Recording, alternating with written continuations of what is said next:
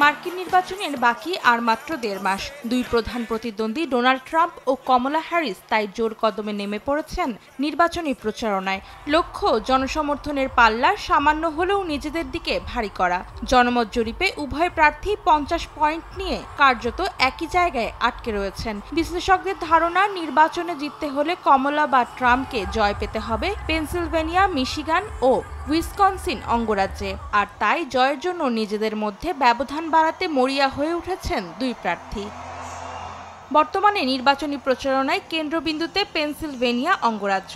এখানে রয়েছে ১৯টি ইলেকটোরাল ভোট। সদ্য পাওয়া জরিপ অনুসারে এই অঙ্গরাজ্যটিতে ট্রাম্প ও কমলার হাড্ডাহাড্ডি লড়াই চলছে। মাঠ দখলে উভয়ই ঘন ঘন প্রচারণায় আসছেন এখানে। ২০০৮ সালের মন্দা আর কোভিড বিপর্যয়ের কারণে অঙ্গরাজ্যটির অর্থনীতি কিছুটা ভেঙে পড়ে। আর তাই নুয়ে পড়া এই অর্থনীতির চাকা সচল করতে বিভিন্ন রকমের আর্থিক প্রতিশ্রুতি দিচ্ছেন উভয় প্রার্থী।